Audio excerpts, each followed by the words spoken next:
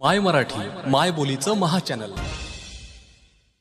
रामकृष्ण हरी लातूरच्या अहमदपूर तालुक्यातील चिखली येथे वैकुंठवासी मुक्ताबाई प्रभाकर तांदळे यांच्या वर्षश्राद्धानिमित्त हरिभक्तपरायण शेखर महाराज पुणे यांच्या कीर्तनाचे आयोजन करण्यात आले होते. कृपया संपूर्ण कीर्तन ऐका आणि आपल्या प्रतिक्रिया कळवा. धन्यवाद. भव सिंधू नाशिवंत देह जाणार सकळ, आयुष्य खातो काळ सावधान. संत समागमी धरोणी आवडी, किंवा धरावी आवडी करावी तातडी परमार्थी. नाशिवंत देह जाणार सकळ, आयुष्य खातो काळ सावधान. तुका म्हणे इह लोकीच्या व्यवहारे, नका डोळे धुरे भरुणी राहो. नाशिवंत देह जाणार सकळ, आयुष्य खातो काळ सावधान. विठ्ठला विठाला विठाला विठाला विठाला विठाला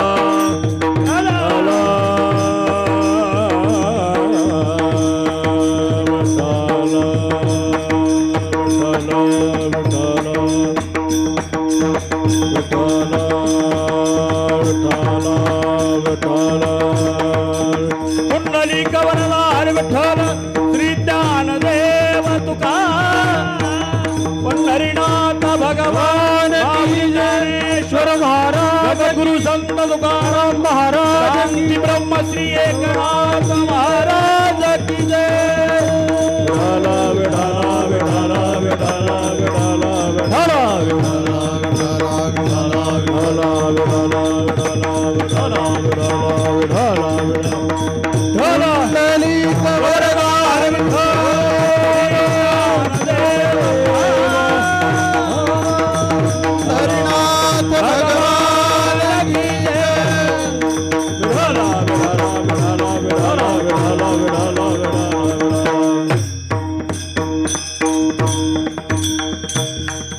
महायोगपीठे तटे भीमरथ्यां,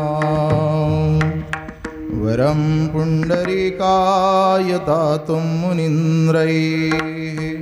समागत्य तिष्ठन्तमानन्दकन्दं, परब्रह्मलिङ्गं भजे पाण्डु. श्री पंढरीशा पतित पावना, श्री पंढरीशा पतित पावना, श्री पंढरीशा पतित पावना, श्री पंढरीशा पतित पावना, श्री पंढरीशा पतित पावना, श्री पंढरीशा पतित पावना.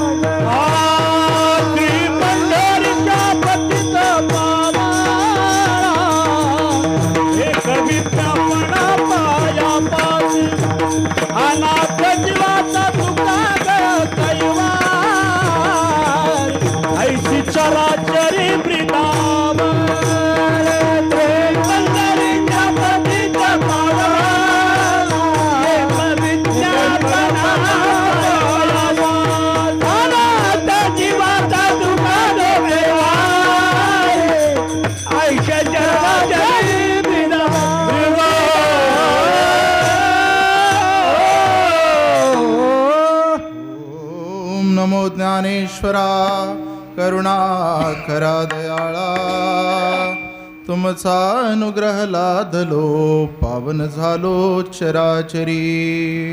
मी कळा कुसरी काहीच नेणे, बोलतो वचने अतिभाविका. एका जनार्दनी तुमचा दास, त्याची आस. सेवेलागी सेवक झालो तुमच्या, लागलो निज चरणा. तुमच्या लागलो निज चरणा. सेवेलागी सेवक झालो तुमच्या, लागलो निज चरणा. तुमच्या लागलो निज चरणा. हो सेवेलागी सेवक झालो तुमच्या, निज चरणा. अहो स्वामी तुझया देवा, यावरी न करावा सेवेलागी सेवक झालो. करुणा हो तुझया देवा, यावरी न करावा.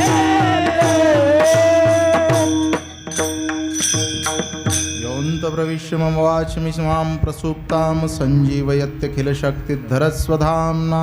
अन्यांशहस्तचरणश्रवणत्वगादीं प्राणान्नमो भगवते पुरुषाय तुभ्यं. भगवान स्वरूप आपणा सर्व श्रोतृंद मायबापांच्या चरणारविंदी विनम्र भावाने वंदन करतो, दंडवत करतो. आपल्या अंतःकरण स्थित असणाऱ्या मर्यादा पुरुषोत्तम श्री रामचंद्रांच्या लीला विग्रहाला प्रणाम करून आपणा सर्वांच्या समोर सादर केलेला हा सुंदरसा अभंग देहूचे सुप्रसिद्ध साधू जगद्गुरू श्रीमंत संत वारकरी संप्रदायाच्या इमारतीच्या कळसाचा मान ज्यांना प्राप्त झाला, ज्यांच्या वंश परंपरेतून आम्हाला थोडं उपकृत होता आलं, अशा श्री संत तुकाराम महाराज यांचा चार चरणाचा काळाच्या सूक्ष्मतेची जाणीव करून देणारा आणि तेवढ्यावर न थांबता या भवसिंधूतून उद्धार करण्यासाठी विचार प्रवीण करणारा आणि मार्ग दाखवणारा अभंग. विठ्ठल विठाला विठाला विठाला विठाला विठाला.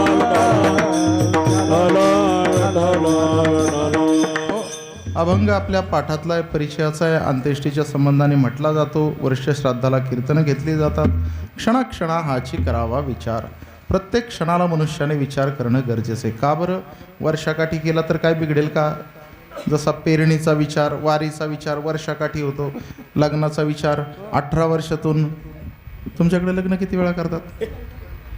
हां, एकदाच करतात. बरं, भागाभागात फरक राहतो म्हटलं विचारलेलं बरं.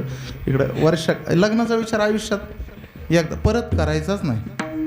हाय तो केलेला फासलेला असतो, परत करायचाच नाही. काही विचार वारंवार करावे लागतात, काही विचार एकदाच करावे लागतात, काही विचार दिवसाला करावे लागतात, काही सालाला करावे लागतात.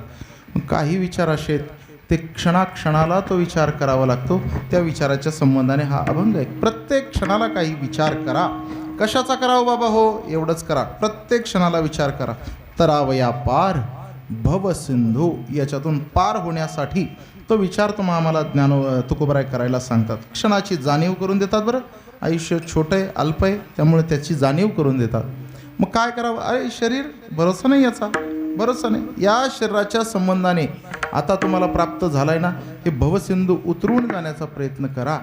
हे केलं पाहिजे महाराज. नासिवंत देह हा कधी जाईल सांगता येत नाही. नासिवंत देह जाणार सखळ. काळ प्रत्येक क्षणाक्षणाला तुम्हाला मला क्षीण क्षीण करत घेत चाललेला आहे. तो घास घेत चालला, आपणाला जाणीव नाही. मग काय करावं महाराज? तुम्हीच मार्गदर्शन करा की हो. सांगतो ना बाबा, काय करा? प्रत्येक क्षणाचा विचार करा आणि तो करता करता काळ व्यतीत करा. संत समागमे धरावी आवडी. संत समागमामध्ये काळ व्यतीत करण्याचा प्रयत्न करा. करावी तातडी परमार्थाची. परमार्थ करण्याची घाई करा, गडबड करा, लगबग करा. आणि हे करा. पण आत्ता तुम्ही आम्ही ज्या धूर आपल्या डोळ्यात जो गेलेला आहे, तो या सगळ्या भौतिकाचा धूर आहे. तुकोबराय म्हणतात याच्यात नका. तुका म्हणे नका. डोळे धुरे भरोणी राहो, हा धूर डोळ्यात जाऊ देऊ नका. एक काम करा हो सगळ्यांनी, काय करा, तुका म्हणे नका डोळे धुरे भरुणी राहू. या इहलोकाच्या संबंधाने हा धूर डोळ्यात जाऊ देऊ नका. संत समागमात प्रत्येक काळ व्यतीत करा, क्षणाक्षणाचा विचार करा आणि उद्धरून जाण्याचा प्रयत्न करा. विठ्ठल विठाला विठाला विठाला विठाला विठाला. आजची सेवा ही निमित्त मात्र आहे. एवढ्या दूरचा प्रवास करून आम्ही इथपर्यंत पोहोचलो. ज्या निमित्ताने आपण सगळे एकत्रित आहोत ते निमित्त आपणा सर्वांना ज्ञात जरी असलं तरी ते उद्धृत करणं ही वक्त्याची भूमिका असते. या न्यायाप्रमाणे कैलासवासी मुक्ताबाई प्रभाकरजी तांदळे या मातेचं झालेलं जाणं, देहावसन आणि तत्संबंधाने वर्षश्राद्धाचा हा विधी जो आपल्या हिंदू धर्म संस्कृतीप्रमाणे करावा लागतो. काही संस्कार आहेत ते करावे लागतात, काही विधी परंपरा शास्त्राने आम्हाला सांगितलं. जीवन हे विधी आणि निषेधाचं असावं. विधी म्हणजे काय, फार सोपं आहे, फार अवघड नाही बरं का. विधी म्हणजे जे पाळावं ते त्याला विधी म्हणा, आणि निषेध म्हणजे जे टाळावं ते त्याला निषेध म्हणा. ते तुमच्या माझ्या काही फायद्याचं आहे का, कल्याणाचं आहे का, ते पाळा. ते आपल्या घाताचं आहे का, अवकल्याणाचं आहे का, ते टाळा. हे तुम्हाला मला दृष्टी नाही ना, ज्ञान नाही. म्हणून पूर्वासुरींनी, संतांनी, साधूंनी शास्त्र बनवून दिलं आणि त्या शास्त्रसंमत तुम्हाला मला जगायला सांगितलं. परंपरा घालून दिल्या आणि त्या परंपरांच्या अनुषंगाने, रूढींच्या अनुषंगाने तुम्हाला मला जगायला शिकवलं, सांगितलं. ज्ञानोबरायांसारखा थोर महात्मा म्हणतो, शास्त्र सांगेल तरी, सांडेल तरी राज्यही तृण मानावे.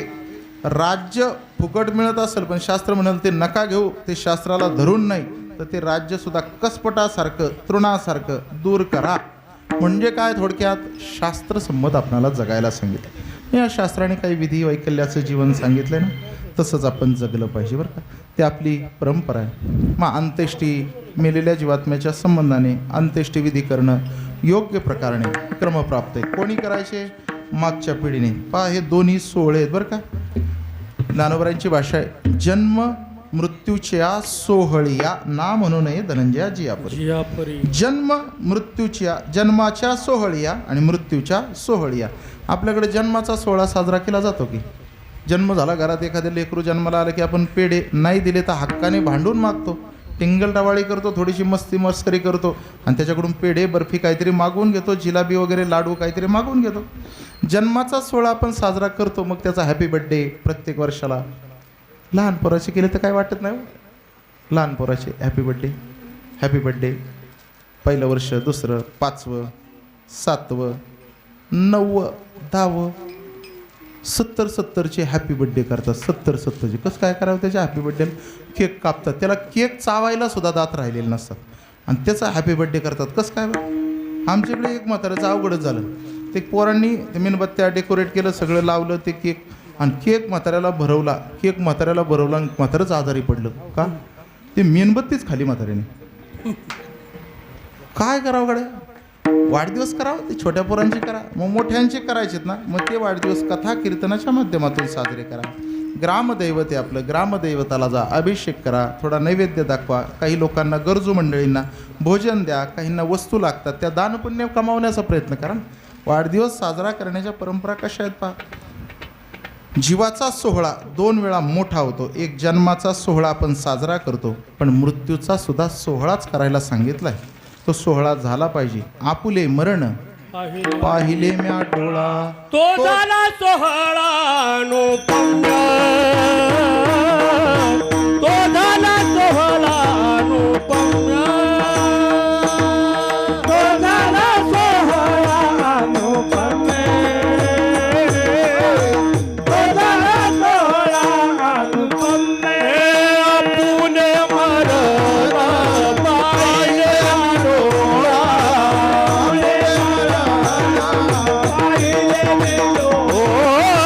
आपुले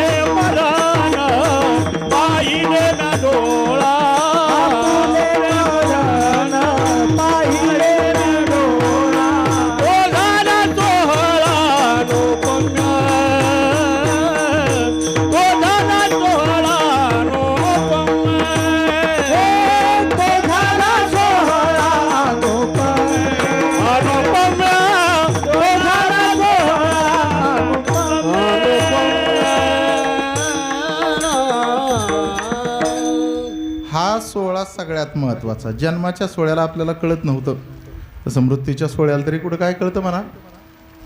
का गर्व करतो माणूस कळत नाही हो. जन्माला आल्याच्या नंतर पहिलं कापड आपल्या अंगावर आपण नाही घालत, आणि मरताना शेवटचं कापड ते आपलं नसतं. या जन्म मृत्यूच्या मधलं जीवन एवढं अहंकारात जातं ना आपलं. का जातं काय? शेवटचा काळ प्रत्येकाची राख रांगोळी होणार आहे हे आपणाला कल्पना आहे. मित्राच्या अंत्येष्टीला जातो आपण, जवळच्या कोणी पाहुण्या रावळ्याच्या अंत्येष्टीला जातो, डोळ्यासमोर धगधगतो तो. आपणाला कळतं की आपलंही उद्या असंच होणार आहे, तरीसुद्धा अहंकार सोडायला तयार नाही माणूस. मग ह्या जन्म आणि मृत्यूच्या मधला हा जो काळ आहे, हा जो जीवनाचा काळ आहे, हा सुंदररित्या व्यतीत करण्यासाठीच हा विचार सांगितला ना. हे आपल्याला त्याच अनुषंगाने हे विचार कुठे मिळतात? हे कथा कीर्तनात मिळतात. म्हणून निमित्त कोणतंही असलं, श्राद्धाचं असू द्या, वाढदिवसाचा असू द्या, वास्तुशांतीचा असू द्या, गावच्या उत्सवाचा असू द्या, मग आम्हाला कीर्तनाची परंपरा घालून दिली. कीर्तन प्रवचन हे झालं पाहिजे. जिथं जिथं लोक एकत्रित येतात, असेही वर्ष श्राद्धाला 2 घास खायला एकत्रित येणारच आहात ना, मग तसं फुकट भोजन करण्यापेक्षा थोडं भजन आणि भोजन झालं तर काय बिघडलं? करू भजन भोजन करो भजन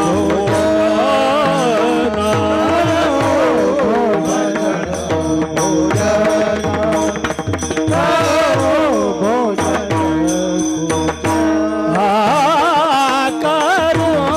भजन भोजन करो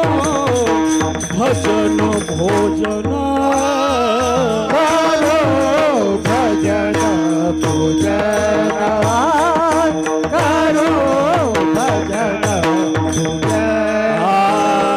मुखी गाऊ विठोबाचे नाम, मुखी गाऊ विठोबाचे नाम, काळ जाऊन दोवाया, काळ जाऊन दोवाया. गाऊ विठोबाचे नाम, मुखे गाऊ विठोबाचे भजन, काळ जाऊन दोवाया, काळ जाऊन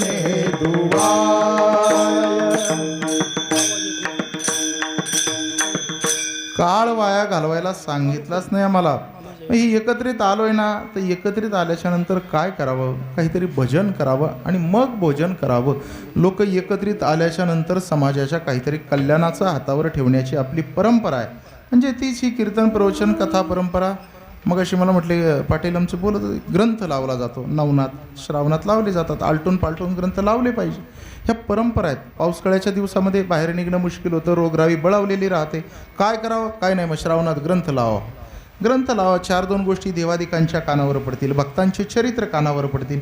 ती कानावर पडली की ती तुमच्या माझ्या जीवनाला लागू होतील आणि आपलं जीवन परिवर्तित होईल. महाराज, आपत्कालीन परिस्थितीमध्ये, संकटामध्ये कशा प्रकाराने या जीवनाला सामोरं जायचं, या प्रसंगाला सामोरं जायचं, याचं ज्ञान मिळतं, ग्रंथातून मिळून जातं महाराज. म्हणून ही चरित्र, या कथा, ही कीर्तनं त्याच्यासाठी सांगितली आहेत. मग निमित्त कोणतंही असो, विठ्ठल सुखा, विठ्ठल दुखा, तुकया मुखा, विठ्ठल विठ्ठल सुखात सुद्धा आणि विठ्ठल दुःखात सुद्धा या काळामध्ये नामस्मरण केलं जातं. म्हणून ह्या कीर्तनाच्या परंपरा त्या अनुषंगाने कैलासवासी मुक्ताबाई प्रभाकर तांदळे यांच्या श्राद्धविधीच्या कार्यक्रमासाठी या उर्वरित सगळ्या परिवाराने चिरंजीव शिवाजीराव प्रभाकरजी तांदळे आणि पंडित प्रभाकरजी तांदळे ही 2 मुलं, गंगा भागीरथी इंदुबाई आबासाहेबजी गीते कन्या आणि दुसऱ्या कन्या सौभाग्यवती जयश्रीताई नागनाथजी मुंडे, या परिवाराने आयोजित केलेला हा 1 दिवसीय श्राद्ध सोहळ्याचा कार्यक्रम. आणि तत्संबंधाने आपण सगळी मंडळी या कीर्तनरूपी सेवेला हजर आहात. फार पवित्र दिवस आहे बरं का आजचा, फार पवित्र दिवस. आज पर्व काळ आहे. कोणता पर्व काळ आहे? सगळ्यात महत्त्वाचा, पहिल्या नंबरचा पर्व काळ आहे. पर्व विशेष भागवत धर्मी, नृसिंह जयंती, रामनवमी, वामन जयंती, जन्माष्टमी, उत्तम शिवरात्री. हे 5 पर्वकाळ महत्त्वाचे आहेत. त्यातला आजचा हा नृसिंह जयंतीचा पर्वकाळ आहे. फार चांगल्या दिवसाला या मासाहेबांचं जाणं झालं, आईसाहेबांचं जाणं झालं. नावातच मुक्ताबाई आहे आणि त्यात दिवसही योग्य गाठला. मुक्तच झाल्या असं समजा.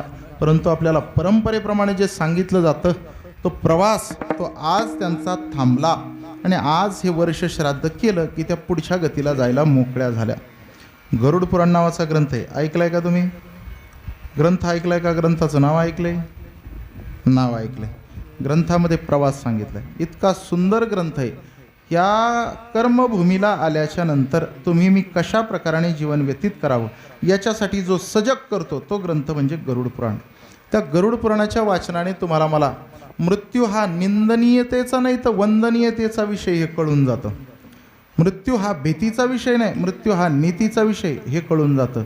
आणि मरताना शेवटच्या दिवशी हसत हसत मृत्यूला सामोरं कसं जावं, थोडक्यात काळावर सुद्धा कशी मात करावी हा सांगणारा तो ग्रंथ आहे. त्या गरुड पुराणामध्ये प्रवास सांगितला आहे, आत्म्याचा प्रवास कशा प्रकाराने.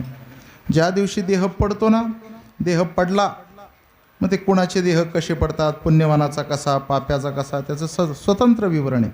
तो देह पडल्याच्या नंतर तो जीवात्मा कशा प्रकाराने पुढे प्रवास करतो ना, तो प्रवास सांगितला आहे. 2 ते 3 मुहूर्तामध्ये त्याला मृत्यू झाल्यापासून त्या शवापासून उचललं जातं, यमपुरीला हजेरी करून परत त्या शवापाशी आणून सोडलं जातं. थोडक्यात मराठीत डेड बॉडी. त्या डेड बॉडीपासून उचलतात, प्रेतापासून उचलतात, त्याला नेलं जातं, तिथं हजेरी लावली जाते. 2 ते 3 मुहूर्तात परत आणून इथं सोडला जातो. आता त्याला शरीर नाही, त्याचं शरीर उन्मळून पडलेल्या एखाद्या वृक्षासारखं समोर पडलेलं राहतं. तो जाऊन आला यमपुरीला. 2 ते 3 मुहूर्त म्हणजे साधारण 1-2-2.5 तासाचा कालावधी. त्या कालावधीमध्ये काय एवढं सगळं घडलं. आपण रडतो, त्याच्या संबंधाने आरोळ्या टाकतो, पुढे मग त्याला आंघोळ घातली जाते, कपडे घातले जातात, फुलांच्या माळा घातल्या जातात, तिरडी सजवली जाते. हे सगळं पाहिलं. हा बाबा तिकडं जाऊन आलेला राहतो. परत आल्याच्या नंतर पाहतो, अरे माझीच लोक मलाच पेटवायला तयार झाले की. तो आवाज येतो सगळ्यांना, अरे ऐका, अरे ऐका, मी इथं आहे. परंतु ते वायू योनी असलेलं प्रेत, आता त्याला ती अवस्था अंगठाभर सांगितली.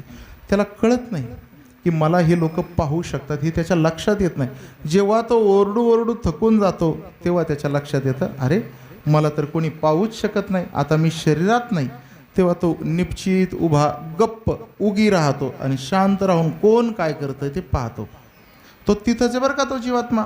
तुम्ही मी शरीर पेटवण्याची तयारी केली, प्रेत पेटवण्याची तयारी केली, स्मशानात घेऊन गेलो, त्याचा अंत्येष्टी वगैरे विधी केला. तोही विधी कशा प्रकारे त्याच्यात स्वतंत्र सांगितला आहे. तो विधी केला, त्या प्रेताला आपण दहन केलं. तो जीवात्मा जो वायू योनीत आहे त्याला पुढच्या प्रवासासाठी ज्या शरीराची गरज पडते ते शरीर कुठे आहे? आता प्रवासासाठी गरज पडते. आम्ही काल नगरवरून इथपर्यंत आलो, आम्हाला प्रवासासाठी गाडीची गरज पडली. साधन लागतं, एका ठिकाणाहून दुसऱ्या ठिकाणी जाण्यासाठी जे साधन लागतं आता याच्याकडे ते नाही. जे त्याचं शरीर होतं ते पेटवलं कोणी? आपणच. मग आता त्याला दुसरं शरीर लागतं. ते दुसरं शरीर देण्याची जबाबदारीसुद्धा आपलीच. मगाशी मी म्हटलं वाढदिवस आपली अगोदरची पिढी साजरा करते. वाढदिवसाचा जन्माचा सोहळा आपली अगोदरची पिढी साजरा करते आणि मृत्यूचा सोहळा आपल्या नंतरची पिढी साजरा करते. गोड घास पेढ्याचा भरवणारी आपल्या अगोदरची पिढी आणि लाडू बुंदीचं जेवण घालणारी आपली नंतरची पिढी. ह्या पहिल्या नंतरच्या पिढीमध्ये आपण राहतो ना, हे एवढं जीवन, त्याचा प्रवास कसा पहा. मृत्यूच्या संबंधाने पहिल्या दिवसापासून 10 दिवसापर्यंत त्याचं शरीर तयार होतं. जे आपण नष्ट केलं ते शरीर कसं तयार होतं. तुमच्याकडे दिवा लावण्याची पद्धत आहे का? माणूस गेल्याच्या नंतर दिवा 10 दिवस ठेवतात का? हां. कुठे तोंड करून ठेवतात त्याचा? दक्षिण. ही दक्षिण आहे का? ही पश्चिम आहे का? हे रात्री आल्यामुळं आमच्या लक्षात येईना. त्यात पाटलांनी गाव फिरवलं आहे आम्हाला. असं सगळीकडून मस्तपैकी फिरून आणलं. मग चांगल्या प्रकारे कशात झोपलो होतो आपण? लादणी. ते नावच लक्षात राहिलं. लादेनवरून द्या. इतकं सुंदर प्रकारे मोठं गाव, जुनं गाव आहे तुमचं, चांगलं. ते असं फिरून आलो, दिशाच कळे ना आम्हाला. ही दक्षिण आहे का? दक्षिण. त्या दक्षिण दिशेकडे त्या दिव्याचं तोंड करून तो दिवा 10 दिवस ठेवायला सांगितलं. त्याच्यासोबत तो मी पिंड नैवेद्य काय ठेवता का 10 दिवस? त्याला जेवण म्हणून ठेवता ना, तिथं पिंडाचं जेवण ठेवायला सांगितलं आहे. आणि ते पिंडाचं जेवण ठेवणं, तो जो गोल पिंड करून ठेवतो ना, त्या पिंडाने त्याचं शरीर तयार होत असतं. कसं तयार होतं? पहिल्या दिवसाच्या पिंडाने त्याला डोकं तयार होतं, दुसऱ्या दिवसाच्या पिंडाने मान खांदे, तिसऱ्याने हृदय, चौथ्याने पाठ, पाचव्याने बिंबी, सहाव्याने कंबर, सातव्याने जनेंद्रिय, आठव्याने मांड्या, नवव्याने पिंडात्मक वाढ पूर्ण होते. 10व्या दिवशी तहानभुकेची जाणीव त्याला होते. 11व्या 12व्या दिवशीचं श्राद्धान्न खातो आणि 13व्या दिवशी तो जीवात्मा प्रवासाला लागतो. सौम्यपूर, सौरीपूर, नगेंद्रभवन, शिलाढ्यपूर, बहुविधीपूर, नानाक्रंदपूर, सुतप्तभवन, पयोवर्षण, रौद्रपूर ही सगळी नगरं ओलांडत 16 नगरं ओलांडून तो यमपुरीला प्रवेश करतो. हा प्रवास 1 वर्षभराचा सांगितलेला आहे. या पहिल्या वर्ष श्राद्धापर्यंत हा प्रवास. आज तो जीवात्मा यमपुरीला दाखल होतो. यमाच्या समोर, चित्रगुप्ताच्या समोर त्याला हजर केला जातो आणि त्यांनी कोणती कृत्य केली आहेत, त्या कृत्याच्या कर्माच्या अनुषंगाने पाप उत्पन्न झालंय की पुण्य उत्पन्न झालंय. पाप झालं असेल तर त्याला नरकाची वाट आणि पुण्य उत्पन्न झालं असेल तर त्याला स्वर्गाची वाट. हा न्याय निवाडा प्रत्यक्ष यमाच्या समोर चित्रगुप्ताच्या साक्षीने होतो आणि मग त्याला पुढची गती द्यायचं ठरतं. हा जो दिवस आहे तो आजचा दिवस. म्हणून पहिल्या वर्ष श्राद्धापर्यंत त्या जीवात्म्याला अन्न देण्याचं तुमचं माझं कर्म आहे, आपला अधिकार आहे, आपलं कर्तव्य आहे. वारीला जातो तुम्ही मंडळी, आमच्यासोबत चालता. पंचाळ महाराज आणि तुम्ही एकत्रित 10-15 वर्ष चालले, मला मगाशी सांगितलं त्यांनी. तुम्ही वारीला आपण गेल्याच्या नंतर प्रत्येक गावात गेल्यावर काय मिळतं आपल्याला? भोजन आहे ना, निवासाची व्यवस्था, नंतर 2 घासाची व्यवस्था. प्रत्येक गावात गेल्यावर जशी भोजनाची व्यवस्था, तसं हे प्रत्येक नगरात गेल्याच्या नंतर तिथं ज्या भोजनाची व्यवस्था करावी लागते ती कोणी करावी? ती व्यवस्था करावी तर ती कोणी करावी? आपल्या मागच्या पिढीने करावी. तुमच्याकडं महिना जेवाय घालायची पद्धत आहे का? हां, आहे ना, आहे ना. महिना जेवायला घालणं म्हणजे प्रत्येक महिन्यात तो कोणत्या नगरात जाऊन पोचला त्यावेळी ते भोजन घालणं. त्या जीवात्म्याला प्रवासात जाताना जी शिदोरी लागते, ती त्याला भूक लागते, ती भूक शमवण्याचं काम, त्याला तृप्ती देण्याचं काम हे आपलं राहतं. आपण त्याच्या अनुषंगाने जगत राहतो ना, त्याचा अंश आपल्यात आहे. त्या पित्राला तृप्ती देण्याचं काम आपलं आहे. म्हणून प्रत्येक महिन्याला जेवण घालत चला. नाही महिन्याला, काही ठिकाणी 6 महिन्याची परंपरा आहे. तुमच्याकडे आहे का माहीत नाही. आमच्याकडे खाली नगरच्या बाजूला 5.5वा महिना केला जातो. 5.5वा महिना अर्धश्राद्ध आहे ते, अर्धश्राद्ध. बघा, पाक्षिक श्राद्ध एक प्रकरण सांगितलं आहे, त्रैमासिक श्राद्ध एक प्रकरण सांगितलं आहे, षण्मासिक श्राद्ध, न्यूनाब्दिक श्राद्ध ही 4 श्राद्ध आणि 12 महिन्याची 12 श्राद्ध. 12 आणि 4 16 श्राद्ध आणि 16 नगर. 16 नगरात 16 प्रकारचं जेवण हे घालायला सांगितलंय पहिल्या वर्ष श्राद्धापर्यंत. हे जोपर्यंत होत नाही तोपर्यंत त्या जीवात्म्याला तृप्ती नाही, ते उपवाशी राहतं. ते उपवाशी राहिलं, अतृप्त राहिलं की त्याची अवकृपा आपल्यावर होते आणि मग आपल्या संसारात विघ्न उत्पन्न होतात. सुख 2 प्रकारची. कोणती? एक पितरांनी दिलेलं भौतिक सुख आणि एक आध्यात्मिक सुख. आध्यात्मिक सुखासाठी आपणाला साधना करावी लागते. मग ते सुख आम्हाला मिळतं देवाच्या चरणाजवळ किंवा संताच्या चरणाजवळ. सर्व सुख आज येथेची ओळली, संतांची देखील चरणांमोजे. तिथं एक सुख संतांच्या चरणाजवळ किंवा सर्व सुखाचे आगर म्हणे नरहरी सोनार, जनी म्हणे शारंगधर. ही सुख संतांच्या आणि देवाच्या चरणाजवळ एक आध्यात्मिक सुख. आणि जे दुसरं सुख आहे भौतिक, मग तुम्हाला मला पितर सुखी राहिले नाही ना, ते दुःखी राहिले ना, मग त्यांची अवकृपा होते आणि आपण दुःखी होतो. मग त्याच्यासाठी हे श्राद्धविधीचे कार्यक्रम करायचे असतात. मग जर का हे व्यवस्थित झाले तर ते पितर तुम्हाला मला त्रास देत नाही. म्हणून किमान पहिलं वर्ष श्राद्ध तरी घालावं. पुढच्याचा विचार तुम्ही करा, पण पहिल्या वर्ष श्राद्धापर्यंत सगळ्या प्रकाराने ही श्राद्धविधी करायला सांगितलेत. तसा आजचा हा पहिल्या वर्ष श्राद्धाचा कार्यक्रम. आणि त्याच्यासाठी काही जर उनपुरं राहिलं असेल तर हरिनाम व्हावं. कारण असे महाराज, कर्मकांड आणि भक्तिकांड ही 2 स्वतंत्र प्रकरण आहे. कर्मकांड वेगळं प्रकरण आहे, भक्तिकांड वेगळं प्रकरण. मग एकत्रित करून घेऊ. का करायची? जर कर्मकांडात काही कमी जास्त राहिलं तर भक्तिकांडाने ते उजळून निघतं. म्हणजे काय?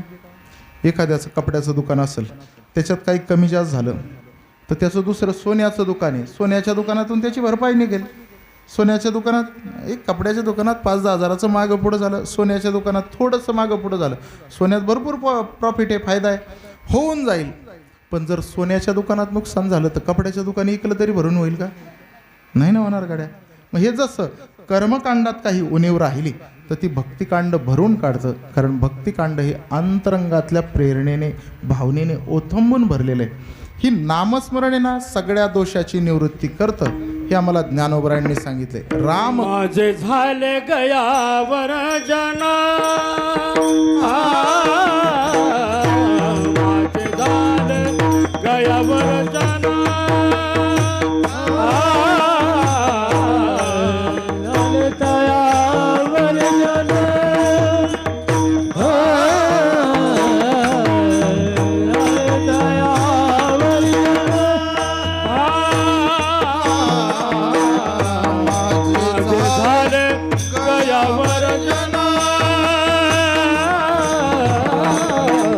माझे झाले गयावर जना, झाले तयावर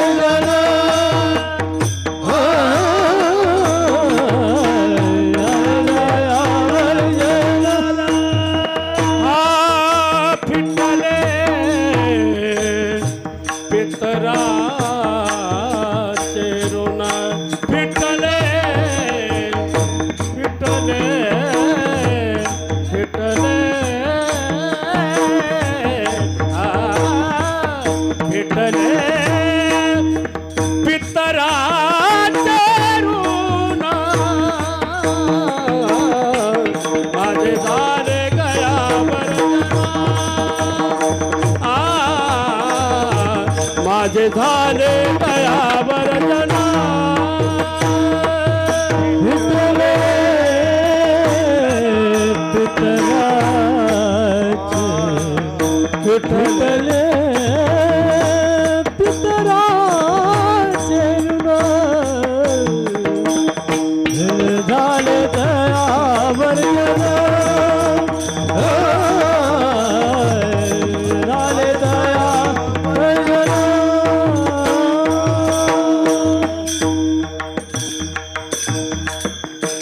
हे फिटलं पाहिजे हे ऋण सुटण्यासाठी, म्हणून थोडं भक्तिकांडही व्हावं, नामस्मरण व्हावं. जर का काही दोष राहिला कर्मकांडामध्ये, ते ब्राह्मण म्हणत राहतात पा, हातात पाणी घ्या, 3 वेळा पाणी प्या, ते म्हणा मम श्रुती स्मृती आत्मना असं पुराणोक्त ते असं म्हणतात ना, म्हणतात ते आपल्यालाही म्हणायला होतात ना, मम म्हणा मम म्हणा म्हणा. आपण म्हणतो का? आपलं लक्ष नसतं, आपण कोण आलंय कोण बसलंय त्यांच्याकडेच लक्ष देतो. आपण कीर्तन करावं लक्ष देत नाही. आपलं कुठं लक्ष राहतं? ते ब्राह्मण काय सांगतं ना त्याच्याकडे लक्ष नसतं. ते ब्राह्मण म्हणतं 3 वेळा पाणी प्या, याने तांब्याच उचलला. अरे पाणी 3 वेळा प्या म्हणजे कसं प्या? हातावर घेऊन प्या. डोळ्याला पाणी लावा, याने 3 बोटं बुडवली आणि बामणाच्या डोळ्याला पाणी लावलं. अरे आपल्या डोळ्याला लावा. आपल्याला कर्मकांडाचं ज्ञान तेवढंसं नाही बरं का. ते पाणी जे आचमनाला जल घ्यायचे ना, ते जल घेताना त्या 2 उडदाचे दाणे भिजावे एवढंच घ्यावं. ते जर कमी जास्त झालं ना तर मदिरा पानाचं आपणाला पाप लागतं, म्हणजे दारू पिल्याचं पातक लागतं. दारू पिल्याचं कशाने? कमी जास्त झालं तर. एवढी सूक्ष्मता आहे कर्मकांडात. दोष उत्पन्न होतात. माहीत नसेल ना पितरांना कसं पाणी द्यायचं? अपसव्य, उलटं. देवादिकाची कार्य सुलटी. झोपायचं कसं? झोपायचं ते सुद्धा आपल्याला माहीत नसते. कसं झोपतं? माझी काल दिशाभूल झाली ती. झोपायचं कसं? दक्षिणेकडे पाय करून का? तुमच्याकडे कुठं पाय करतात? उत्तरेला. दक्षिणेकडे पाय केल्यावर काय म्हणतात? राकेश मोहरी. तिकडे झोपतात का? नाही. हे जे छोटे छोटे गोष्टी आपल्याला माहीत नाही, तो ते अवघड गणित आहे. शास्त्र काय सांगतं ते आपण जाणून नाही येत. आपण जाणून नाही, ते जाणून घेतलं पाहिजे. आपण जाणून घेण्याचा प्रयत्न करत नाही. मग कर्मकांडातले थोडेफार दोष राहतात, त्या दोषाने आपणाला काहीतरी लागून जातं, उणीव राहते. मग हे दोष निवृत्ती व्हावी म्हणून रामकृष्ण नामे सर्व दोषा हरण, ही 2 नामं सर्व प्रकारच्या दोषाचं हरण करतात. आपल्याला उद्धार कशाने? हरीच्या नामाने. म्हणून हे हरीची नामं या कर्मकांडात सुद्धा व्हावी. वर्षभर आमच्या परिवाराकडून महाराज काही कमी जास्त झाले असेल, त्यांच्या संबंधाने पुढे काही दोष नको राहिला, परिवारालाही नको लागायला. आणि त्यांच्या संबंधाने काही आम्ही जर का हे केलं ना, भजन पूजन केलं, कीर्तन केलं, नामस्मरण केलं, इथं 4 लोक ऐकून ऐकून गेली, नामस्मरण कानावर पडले, त्यातून काही पुण्य अर्जन झालं तर आमचे दोष निघून जातील, या भूमिकेतून कीर्तन परंपरा आहे. या भूमिकेतून हे का केलं पाहिजे हे जर कळलं ना, मग ते व्यवस्थित करण्याचा आपण प्रयत्न करतो. आपल्याला फक्त सवय लागली, करतात म्हणून करतात. कसं करतात, का करतात आपल्याला माहीत नाही. ते जाणून घेतलं का करावं हे जर क्लिअर असेल, व्यवस्थित असेल, तर ते करण्यामध्ये आपली अंतःकरणाची वृत्ती सहज होते. याला वर्ष श्राद्ध म्हणतात, श्राद्ध म्हणतात. श्राद्ध म्हणजे श्रद्धेने केलं जातं ते श्राद्ध. श्रद्धायुक्त अंतःकरणाने जोपर्यंत केलं जात नाही तोपर्यंत त्याची फलनिष्पत्ती होत नाही. म्हणून हे श्रद्धेने करायचं असतं, त्याला श्राद्ध म्हणा. विठ्ठल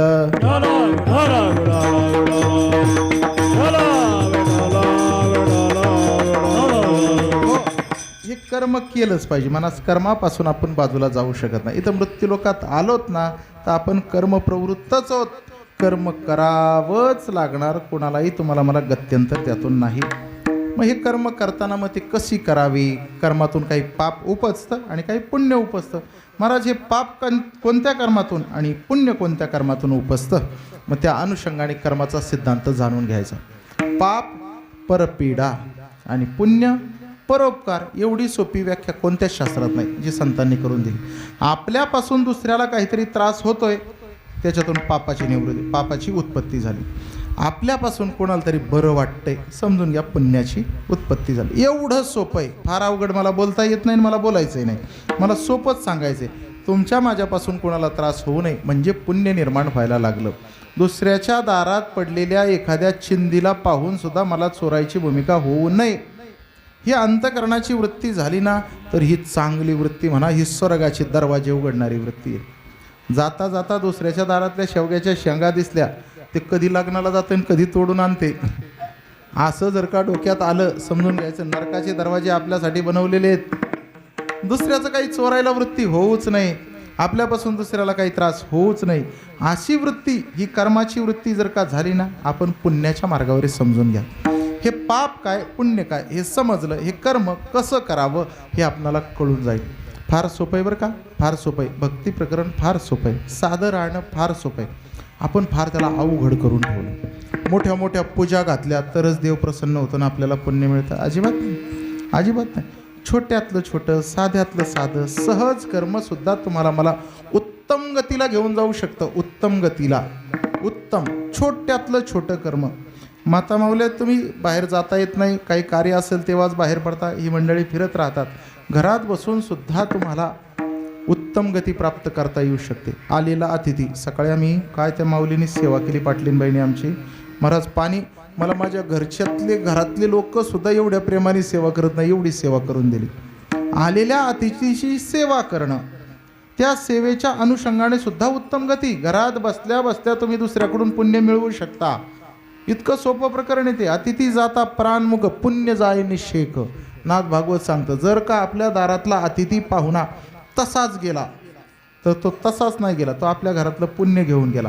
आणि त्याची सेवा केली आणि तो तृप्त होऊन गेला ना, तो पुण्य ठेवून गेला. ठेवून जागेवर, बसल्या जागेवर आलेल्या पाहुण्याला 4-2 गोष्टी. ते संतोषरावांना, कुठे गेले संतोषराव, त्यांना उपवास हा एक इकडं आहे, त्यांना उपवास होता. उपवास आज गुरुवार आहे, त्यांना उपवास होता. नाही म्हणाले, तसं नाही, आम्ही वेगळं. त्यांना त्या उपवासाचं करून दिलं त्या माऊलीने. नाही, तसं माझ्या दारात आलेला पाहुणा विनमुख जाता कामा नये. ह्या पुण्य कमावण्याच्याच गोष्टी. कर्म जाणून घ्या. छोट्या छोट्या कर्माने पुण्य कलेक्ट करत चला. आपली गती पालटवायची ना, पुण्य कलेक्ट करत चला, गोळा करत चला. हे करता येतं महाराज, करता येतं. छोटी छोटी कर्म, कर्माचा त्याग महाराज. हे कर्मातून जर पुण्य निघतंय आणि पाप निघतंय ना, आपल्याला कर्मच नको, तसं करता येणार नाही. जववरी संग प्रकृतीचा तववरी त्यागू न घडे कर्माचा. असं जर कोणी म्हणत असेल ना, मला कर्मच करायचं नाही, नको मला पापही नको, मला तुमचं पुण्यही नको, आपण नुसता बसून राहणार. नुसता बसून राहिला तरी कर्म आहे. बसून राहिल्यावर श्वासोश्वास चालू आहेत ना, हे श्वासोश्वास सुद्धा कर्मातच मोडतात. एवढा कर्माचा सिद्धांत सूक्ष्म आहे महाराज. तुम्हाला मला त्याग करता येत नाही. मग करता येत नाही ना, जी गोष्ट टाळूच शकत नाही, आल्या ते वाट्याला आलेलं आहे, ते करावंच लागणार आहे. मग ते करताना जर का चांगल्या प्रकाराने केलं तर त्याचा लाभ काही वेगळाच होईल ना आपल्याला. म्हणून चांगलं कर्म करण्याचा मानस करा. ही कशी करावी ही कर्म, या कर्मासाठी आम्हाला संत सामोरे येतात, ग्रंथ सामोरे येतात आणि आम्हाला मार्गदर्शन करतात. धाराशिवच्या जवळ खामसवाडी म्हणून एक गाव आहे. त्या खामसवाडीचा सोनवणे म्हणून, आत्माराम सोनवणे म्हणून एक श्रद्धाळू भाविक, 2च वाऱ्या झाल्या, 2 वाऱ्या केल्या. त्यांचं लेकरू वारलं. ऐन तारुण्यात होतं, 20-22 वर्षाचं लेकरू असेल. गोपाळ त्याचं नाव होतं. छोटं पोरगं होतं. ते MPSC UPSCचा अभ्यास करत होतं. त्याला थोडंसं कलेक्टर व्हायची इच्छा होती. कलेक्टरकीसाठी ते लेकरू शहराच्या ठिकाणी गेलेलं, तिकडं अभ्यास करायचं. कधीमध्ये आलं की गावी यायचं 4-2 दिवस सुट्ट्यांना, त्यातही त्याचा अभ्यास चालायचा. एक दिवस लेकरू आलं, झोपलं. आई म्हणली झोपू दे, सकाळी लवकर उठायला. बापाने तगादा लावला, उठ लवकर, उठ लवकर, उरक लवकर, जायचं आपल्याला, उरक. 4-2 दिवस येतो, पाहुणेरावळ्यांना भेटायचं, अमुक तमुक. त्याच्या आईने जरा पाठराखण केली. थांबावं, तुमचं रोजचंच आहे, येऊ द्या लेकरू, तिकडं थकलंय, झोपू द्या लेकराला. ते झोपू द्या म्हटलं. 11 वाजून गेले, ते लेकरू उठलंच नाही. नंतर त्यांच्या लक्षात आलं ते लेकरू झोपेतच गतप्राण झालं. काय काळाचा महिमा राहतो मानस. काळू न म्हणे हाट गाठ, न पाहे अवसी पहाट, नाशी उद्भट निजते, जे करी नाश तात्काळ. काळ सोडतच नाही. यस्मिन काले यदादेशे यन्मुहूर्ते यद्दिने हनिर्मृत्यू यशोलाभस तत्तत्काले भविष्यती. नाश करून टाकतो, सोडत नाही. गर्भातल्या कोळ्या बालकाला सोडत नाही. तुम्हाला मला तर उपकारी तिथपर्यंत आणून सोडले त्या काळाने. सोडत कोणालाच नाही. ते लेकरू झोपलेलं उठलंच नाही महाराज. तो बाप खचला. त्याने त्या मुलाचे अवयव दान करण्याचा निर्णय घेतला. त्यातले जे काही अवयव आहे, किडनी असतील, डोळे असतील, ते अवयव दान केले. ते अवयव दान करून त्याचे जे पैसे आले ना, त्या पैशाने त्यांनी पुस्तकं खरेदी केली आणि शाळेला भेट दिली. तो म्हणलं माझा मुलगा एक गेला ना, एक पोरगं गेलं, माझं एकुलतं एक होतं, गेलं, कलेक्टर व्हायचं होतं. या पुस्तकांचं वाचन करून कोणीतरी एखाद्याने कलेक्टर व्हायची प्रेरणा घ्यावी. त्या पोराच्या अवयव दानातून आलेले पैसे त्यांनी शाळेमध्ये पुस्तकांना खर्ची घातले. काम करायचं, मोलमजुरी करायचं, सालाने अर्धलीने काही शेती घ्यायची, निम्म तुला निम्म मला. शेती करून करून त्याच्यातून जे काही पैसे मिळायचे ना, बायकोला प्रपंचासाठी थोडेफार द्यायचे आणि उरलेले सगळे पैसे शाळेत जायचा. शाळेत काय कमी आहे, गरम होतंय, फॅन लावले, गरम होतंय, कूलर पाण्याची व्यवस्था केली, पोरांना बसायला जागा नाही, बेंच निर्माण केले, बेंचला पैसे दिले. जी काही रक्कम हातात येईल त्याने शाळेची वाट धरावी. त्या परिसरामध्ये त्याने एवढी क्रांती केली महाराज, एवढी क्रांती केली की शाळा ओशाळली. किती वेळा मदत घ्यावी या माणसाची, किती वेळा मदत घ्यावी. प्रत्येक वेळेस हा माणूस येतो, 4-2 रुपये घेऊन येतो आणि शाळेला देतो. घरची परिस्थितीवर दान करण्याची अशी नाही, घरची पण खायची वानवाचे. एवढा हा माणूस करतो कसा. त्यांना पुरस्कार द्यायचं ठरलं. सगळ्या गावाने एकत्रित आले आणि पुरस्कार द्यायचं ठरवलं. त्या पुरस्काराला त्यांनी एक अट घातली. पहा, अट फार सुंदर आहे. 19 फेब्रुवारी शिवजयंती त्यांच्याकडे मोठ्या उत्साहाने साजरी केली जायची. त्या शिवजयंतीच्या दिवशी सगळा गाव एकत्रित येतो. 5 गावची मंडळी येतात ना, त्या दिवशी आपण आत्माराम सोनवणे यांचा सन्मान करू. शाळेच्यासाठी एवढं मोठं काम त्यांनी केलं म्हणून सन्मान करू. त्यांनी सन्मान नाकारला. गावात होणारा उत्सव आणि गावात होणारी शिवजयंती, त्या उत्सवाला नको त्या प्रकाराने स्त्रिया नाचल्या जायच्या आणि त्या शिवजयंतीला DJ लावून पोरं नाचली जायची. ते म्हणाले पुरस्कार त्याच दिवशी घेईल ज्या दिवशी गावात बाया नाचणं बंद होईल आणि ज्या दिवशी DJला छत्रपतींच्या समोर ही आपल्या गावातली तरुण पोरं नाचणं बंद होईल, त्या दिवशी पुरस्कार स्वीकारेल. गावाने त्या दिवशी ते सगळं बंद करून टाकलं. एवढी क्रांती केली. एक माणूस दुःखात आहे, पण दुःखातून तो समाज कसा सुधारवू शकतो, घडवू शकतो, त्या माणसाने गाव बदलवलं महाराज, पालटवलं, त्याचा सन्मान वगैरे केला. मुलाखतीला परिसरात जरा थोडी ख्याती झाली, लोक यायला लागली, कोणी मुलाखत घेतली आणि त्या मुलाखतीमध्ये त्या मुलाखतकाराने प्रश्न विचारला. म्हणे बाबा, तरुण पोरगं गेलं हो तुमचं, आधारच नाही तुम्हाला, दोघं एकमेकाला आहात. मृत्यूचा जो शेवटचा वृद्धापकाळाचा आधार होता तो मृत्यूने हिरावून घेतला, पोटचा गोळा गेला हो तुमच्या. मग तुम्हाला असं हे सगळं हे समाज एखाद्या पुढाऱ्याने बदलावा नाही, त्याच्यात तेवढी ताकद नाही, तेवढं तुम्ही कसं केलं? तुम्हाला काय प्रेरणा देतं मला ते तरी सांगा बरं. काय प्रेरणा देतं तुम्हाला? हे बळ देणारं काय? हे कशामुळे तुम्हाला एवढं सुचलं? घरातल्या प्रपंचाच्या संबंधाने माणूस जे काही मिळेल ते घेतो आणि घरामध्ये कोंबून ठेवतो. काय प्रपंचाला कमी लागत नाही महाराज. सुतळीचा तोडा पडला तरी माणूस म्हणतो घ्या, लागतोय आपल्याला बरं का. चूक पडली कुठेतरी जाताना, चूक आपल्याला वाटत नाही आपल्याकडून चूक होती उचलायची, पण तरी ती चूक उचलून घेतो आपण आणि ती घरात नेतो, नाही कुठंतरी कामाला येईल. सांसारिक लोक आहेत आम्ही. ज्ञानोबराय सांगतात साया असे करीशी प्रपंच दिननिसी. असे सांसारिक लोक आहेत आपण. मी तर म्हणतो साप जर विकायला निघाले ना, साप असं फुकट सापाचा स्टॉल लागला, साप साप साप साप, आपण ते पण घेऊ, राहू दे कधीतरी कामाला येईल, तो साप पण घेऊन जाऊ. एवढे हौशी लोक आहेत आपण. एवढं सगळं माणसाला लागत असताना तुम्हाला ही त्यागी वृत्ती आली कशी? समाज सुधारवण्याची ही प्रेरणा आली कशी?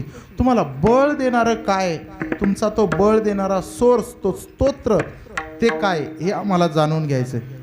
त्यावेळेस जे उत्तर दिलं ना, ते उत्तर फार महत्त्वाचं आहे. मी जे हे एवढं लांबवलं ना, हे त्याच्यासाठी आहे. त्यावेळेस त्या बाबांनी जे उत्तर दिलं अतिशय महत्त्वाचं आहे. ते म्हणाले, बाबा माझ्याकडून 2च वाऱ्या झाल्या, 2च वाऱ्या झाल्या, परत माझ्याकडून वारी झाली नाही. जेव्हा नवीन होतो पहिली वारी पाण्यातच गेली, पण दुसऱ्या वारीला जरा मी अभंग ऐकायचो, 4-2 मंडळी गायची. ते कानावर पडलेले शब्द फार काही मला कळलं नाही, पण तुकोबरायांचा एक अभंग, त्या एक अभंगाचं एक चरण असं जे मनात उतरून बसलंय, जे धगर करून बसलंय, तो अभंग आणि त्या अभंगाचं पहिलं चरण म्हणजे ह्या अभंगाचं. क्षणोक्षणी हाची करावा विचार, क्षणोक्षणी हाची करावा विचार, करावया पार भवसिंधू, करावया पार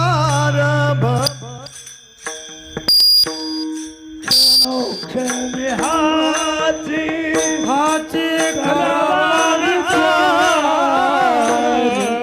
क्षणोक्षण हाची करावा विचार, करावया पार भवसिंधू, करावया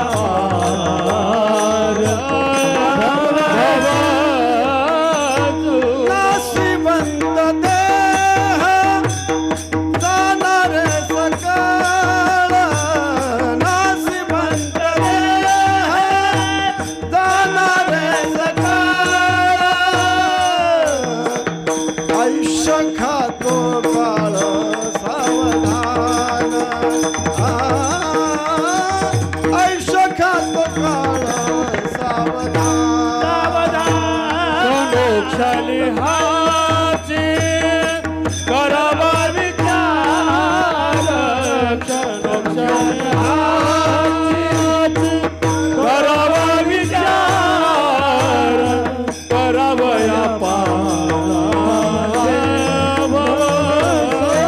भवसिंधू, करावया पार भवसिंधू.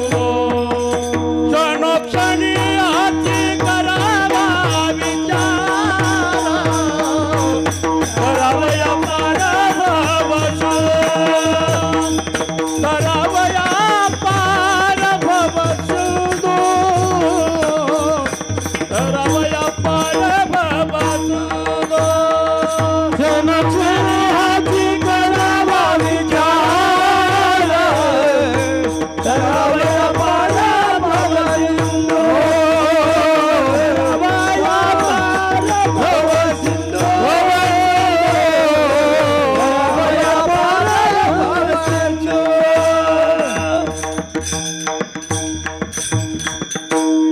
प्रत्येक क्षणाला म्हणे मी विचार करतो, कारण तुकोबरायांनी सांगितलं प्रत्येक क्षणाला विचार करा आणि हा भवसिंधू तरुण जाण्यासाठीचा तो विचार करा.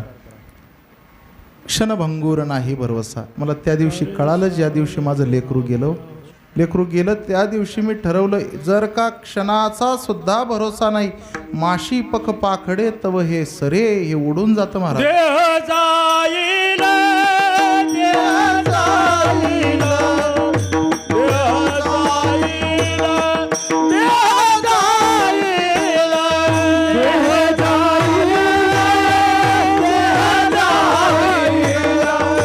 देह जाईल, देह जाईल,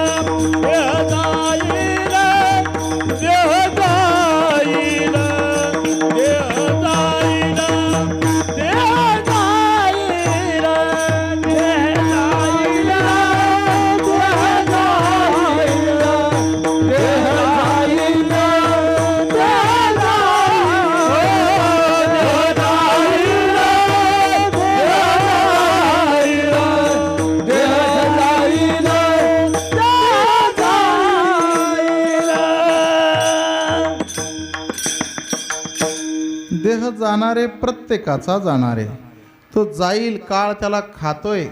प्रत्येक काळामध्ये प्रत्येक क्षणाक्षणाला तुम्ही मी विचार केला पाहिजे. महाराज लेकरू गेलं ना, त्या दिवसापासून आत्तापर्यंत विचार असे आहेत ना, क्षणाक्षणा पालटती रंग, क्षणाक्षणाला आपण विचार बदलत राहतो. तो दृढ राहत नाही, फिक्स राहत नाही. कलियुगामध्ये धर्मभावना अस्थिर आहे. कीर्तन ऐकलं, एखादं एकादशीचं कीर्तन ऐकलं, आपल्यालाही वाटतं एकादशी करावी.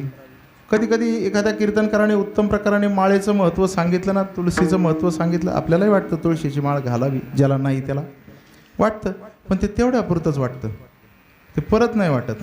दानाचं महत्त्व ऐकलं ना, आपल्याला वाटतं अरे दान केलं पाहिजे, गड्या केलं पाहिजे, चुकीचं नाही वागलं पाहिजे, तेवढ्यापुरतं वाटतं.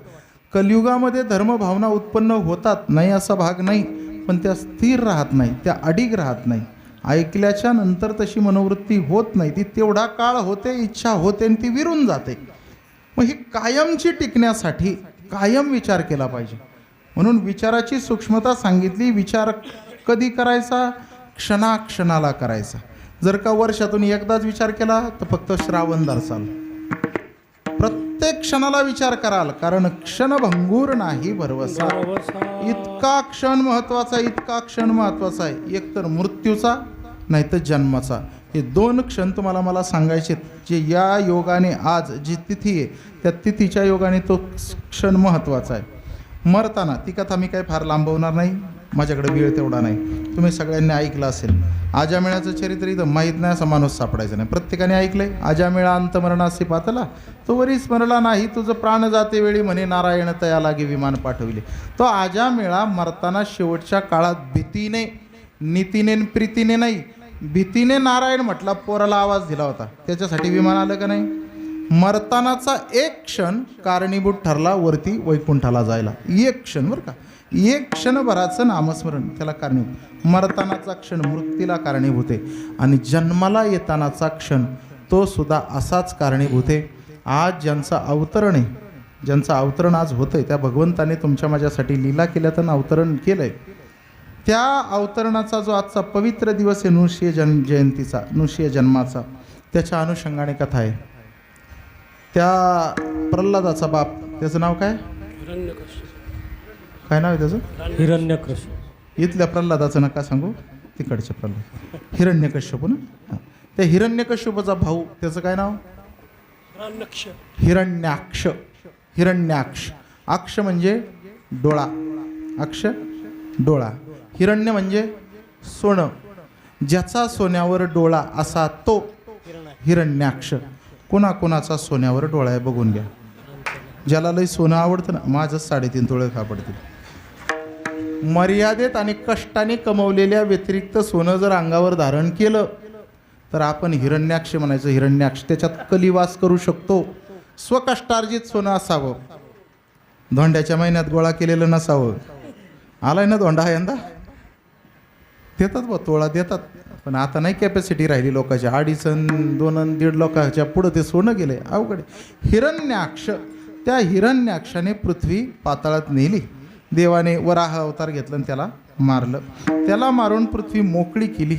माझ्या भावाला मारलं म्हणून तो हिरण्यकश्यपू, त्या हिरण्यकश्यपूने विष्णूशी वैर धरलं. बघतो तुझ्याकडे म्हणे, माझ्या भावाला मारलं ना, बदलाच घेतो.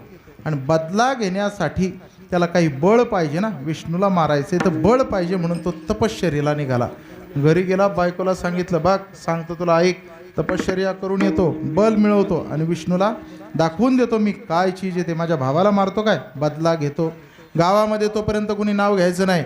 विष्णूचं जो नाव घेईल त्याची गर्दन मारली जायची. विष्णूचं नाव घ्यायचं नाही. नाम घेऊन येते देवाचे, हे ब्रीद हिरण्यकश्यपूचे. देवाचं नाव घेऊ देत नाही असं जर का आपण ठरवलं समजा, हिरण्यकश्यपू निवडायचे. गावात 4-5 तरी सापडतील. काकडा करायचा नाही, हरिपाठ करायचं नाही, मैतीची भजनं लावायची नाही, पटापटा भजनं बंद पाडायची, यांना काय झोपाच नाही, हिरण्यकश्यपूच समजायचे. भजनात विक्षेप करण्याची इच्छा त्यालाच होते, हिरण्यकश्यपूला. देवाचं नाव घेऊ देण्यामध्ये विरोध करणारा हिरण्यकश्यपूच समजायचा. त्या हिरण्यकश्यपूने तपश्चर्येसाठी निघाला, काहीतरी घेतले असेल त्याने, मग ते आसन वगैरे निघाला. तो गिरीकंदरामध्ये गेला आणि कुठेतरी त्याने चांगली जागा शोधली असावी, ब्रह्मदेवाची उपासना करावी म्हणून त्याने आपलं आसन लावलं असेल, हात वर केले असेल, पाय काय त्याला वाटलं असेल ते आसन लावलं असेल. आणि आता त्याने ओम ब्रह्मणे नमः म्हणून सुरुवात करावी, ब्रह्मदेवाची आराधना करावी. तेवढ्यात ते इंद्राला कुठं गप्प बसवतंय, त्या देवेंद्राला कायम खुर्चीचं टेन्शन. तो देवेंद्र तिथं रूप पालटून आला, पक्षाचं रूप घेतलं आणि त्या देवेंद्राने काय केलं, तिथं मंत्र म्हणायला सुरुवात केली, देवाचं नाव म्हणायला सुरुवात केली. कोणतं नाव? ओम वैष्णवे नमः, ओम वैष्णवे नमः, ओम नमो नारायण, ओम नमो नारायण. त्याने काहीतरी करून देवाचं नाव घ्यावं आणि हिरण्यकश्यपूने इकडे तिकडे पाहावं. कुठून आवाज येतोय, कुठून आवाज येतोय, कुठून आवाज येतोय? आवाज कमी जास्त झाला का? देवाचं नाव माझ्यासमोर कोण नाव घेतोय? त्याने शोधायला सुरुवात करावी. त्या पक्षाने इकडून गुप्त व्हावं, दुसऱ्या फांदीवर जावं, तिसऱ्या झाडावर जावं, चौथ्या झाडावर जावं, त्याला काही पक्षी सापडेनाच. पण तो काय म्हटला, आता अपशकून झाला, अपशकून. देवाचं नाव कानावर पडलं आणि त्याला अपशकून झाला. कोणाला? हिरण्यकश्यपूला. देवाचं नाव कानावर पडल्यावर अपशकून होतो तो हिरण्यकश्यपूला. नाहीतर अवघा तो शकून हृदयी देवाचे चिंतन. देवाचं चिंतन नामस्मरण हा शकुनाचा भूमिका, ही शकुनाची भूमिका आहे. पण देवाचं नामस्मरण कानावर पडलं आणि त्याला अपशकून झाला. काल रात्री 2-4 मांजरं आम्हाला आडवी गेली. मांजरं आडवं गेल्यावर काय होते? अपशकून होतं ना. मग तुमच्याकडे काय करतात? मागे जातात. असं करतात का तुमच्याकडे? 5 पावलं मागं जातात. नका जात जाऊ, लोड नका घेऊ. आमच्याकडचं एक शिकलेलं होतं, टाय बांधलेलं सुटाबुटातलं, आणि त्याला मांजर आडवं गेलं. मांजर आडवं गेलं, ते गाडी चालवत होतं, इनोवा गाडी होती त्याची, मोठी गाडी ती 30-40 लाखाची गाडी. आता म्हणलं 5 पावलं मागं गेलं पाहिजे, आता कधी उतरावं कधी मागं जावं. त्याने गाडीच रिवर्स केली, रिवर्स गिअर टाकला, मागच्याला जाऊन धडकलं ते. त्याचा बंपर फुटला, मागच्याची हेडलाईट फुटली, 30,000 खर्च गेला. तो म्हणला, बघा ना महाराज, मांजर आडवं गेलं की असं होतं. अरे येड्या, मांजर आडवं गेल्यावर नाही होत, तुझा विचार आडवा गेला, विचार. मांजर तर ते उंदराच्या शोधात गेला असेल, काहीतरी दुधाच्या शोधात, नाही तर त्याच्या पिल्लाच्या शोधात गेला असेल. हे शकून काय ना अपशकून काय समजून घ्या. एकच शकून, देवाचं नामस्मरण. तो सुद्धा त्याला अपशकून वाटला. तो म्हणला, आज काही मुहूर्त योग्य नाही, अपशकून झाला, नको त्याचं नाव कानावर पडलं, चला घरी. ते माघारी गेलं. माघारी गेलं, बायकोने पाहिलं, मोठ्या थाटात वारीला गेलं होतं, झोपायला तर घरी आलं. वारीला तर मोठा कडक आवाज करून गेलं होतं, हे बघ ते बघ ते बघ, आणि झोपायला तर घरी आलं. ते आपलं तिने टोमना मारला त्याला. आवाज आते पंढरपुरा आणि वेशीपासून येते माघारा. ते माघारी आलं, तिने टोमना मारला. हे बिघडलं ना गाडी, हे बिघडलं. नीट म्हणलं. जुनी लोक आवाज देत होती, बायकांना हात उगारू शकत होती. आत्ताची कॅपॅसिटी नाही, आणि प्रयत्नही करू नका. प्रयत्न करणं, जुन्या लोकात धमकी होत्या 2-2 सांभाळायच्या. आता नाही ना कॅपॅसिटी. हाय ते एकीनेच बरगड्या उघड्या पडल्यात, कॅपॅसिटी नाही महाराज. तिकडं डोकंच लावू नका. त्या पत्नीवर त्याने आवाज वाढवला. ती म्हणाली, ठीक आहे, असं का, बघते तुमच्याकडे. पतीला ताब्यात कसा घ्यायचा हे पत्नीला चांगलं माहीत असतं. बहुतेक ती माहेराहून ट्रेनिंग घेऊनच आलेली असते. आणि तिने संध्याकाळी त्याच्यासाठी गोडधोड केलं. तुम्ही कीर्तन ऐकताय का पाहताय? तिने गोडधोड केलं. आता कुणाच्या घरचं गोडधोड आहे? हिरण्यकश्यपूच्या ना. मग तिथं काय गोडधोड असेल? मासवडी, पोळी. तिथं तिने त्याला आवडणारं गोडधोड केलं. आता हा राक्षसच जे तावाने हाणलं काळ्या मसाल्यातलं, मजबूत खाल्लं, असा फेरीवर हात चोळीत असा मस्त निघाला. आणि मग संध्याकाळी त्याला तांबूल विडा वगैरे काय असेल ते दिलं. आणि त्या सेवकांना तिने दूर सारलं. ती कयादू नावाची त्याची पत्नी, तिने ते बाकीच्यांना दूर हुसकावून दिलं. एकांत हवाय म्हणून एकांतामध्ये दोघं नवरा बायको गप्पा मारत बसले, पती पत्नी गप्पा मारत बसले. तिने विचारलं, लागट केलं, जवळ बसली, पाय दाबायला सुरुवात केली, डोकं दाबायला सुरुवात केली, हात दाबायला सुरुवात केली. का हो, चिंतेत दिसता, काय सामर्थ्य आहे तुमचं? सगळ्या जगातले सगळे जे लोक आहेत ना, ते तुम्हाला घाबरतात, त्राहिमाम म्हणतात. ब्रह्मा विष्णू आदी करून सगळे देव, ते सामर्थ्य तुमचं जाणून येत. इंद्रचंद्रादी देव तुम्हाला थरथर पाहून कापतात. हो, एवढं सामर्थ्य असताना का चिडता? का चिंता आहे का तुम्हाला? काय कधी कधी पत्नीने पतीला विचारलं पाहिजे, पण ते विचारतानाच्या सुद्धा काही पद्धती आहेत. काय झालं सांगा की? नाही सांगणार ते, तसं नाही सांगणार. त्याला गोडीने गोंजारून अंजारून घेतलं पाहिजे. एवढी ताकद आहे हो तुमच्यात? असं काय झालं, का चिडता, काही चिंता सतावते का? काय सांगू म्हणे तुला.